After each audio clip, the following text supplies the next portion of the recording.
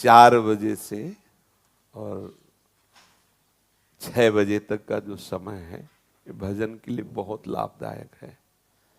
इस समय अगर कोई निद्रा में रहता है तो ब्रह्मचर्य से हीन और कई तरह की मानसिक बीमारियां और शारीरिक अस्वस्थता ये आगे चलकर उसे घेर लेगी। मानसिक बीमारियां, कई तरह से मन डराने लगेगा, कई तरह से मन में ऐसे कुभावनाएं जागृत हो जाएंगी। इसलिए हमारे ब्रह्म ऋषियों ने आज्ञा की है कि 4 बजे से तो उठ ही जाना चाहिए और 4 से 6 के बीच में, मान लो आप 4 से 5 के बीच में सो ही रहे हैं तो आप 5 से 6 के बीच में उठ जाइए। 4 से 6 के बीच के समय में आप उठ करके अपनी भागवतिक दिनचर्या करें।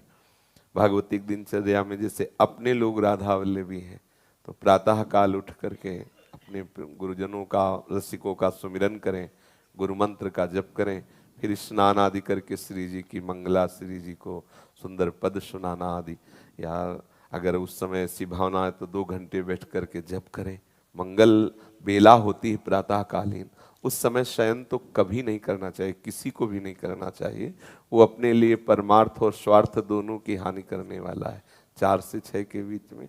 महाराज जी मैं सुबह उठ जाऊंगा, मैंने सोच लिया कि अब मैं ना कल से उठूंगा। अच्छा। तो मैं 1 हफ्ता उठ लूंगा, फिर अच्छा। जैसे मेरे मन के अंदर आएगा ना, नहीं अब मैं ना उठने लग गया हूँ, तो फिर अगले दिन है ना वो फिर पूरा ढेर हो जाऊंगा। नहीं, ऐसा नहीं, आपका दृढ़ नियम होना चाहिए। और नए बच्चे हो तो अलार्म वाला सिस्टम रख लो, वो जब बजे तो उठ के बैठ जाओ। इसमें आपको प्रयासरत रहना पड़ेगा, कुछ समय प्रयासरत रहिए, फिर आपका अभ्यास बन जाएगा कि आप उस समय सो ही नहीं सकते।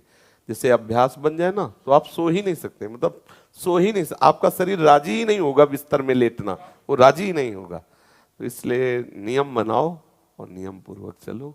जब आपको लगे कि आज हम नहीं उठ पाए तो उस दिन दंड स्वीकार करो, व्रत रह जाओ कि आज समय से उठे नहीं इसलिए आज भोजन नहीं, उपवास कर लो। ठीक है, तो ठीक हो जाओगे। जिस दिन 4 बजे जो भी आप नियम रखो एक पक्का रखो, और जिस दिन प्रमादवश ना उठो उस दिन बस उपवास कर लो, एक बार थोड़ा फल पा लो, जो कुछ बस रहने दो। तो मनीराम ठीक होने लगेंगे। भैया अगर ऐसा हुआ तो फिर तो इसलिए वो सोचेगा घंटा भर की बात, जल्दी उठ जाओ तो चक्क पाले को मिलेगा।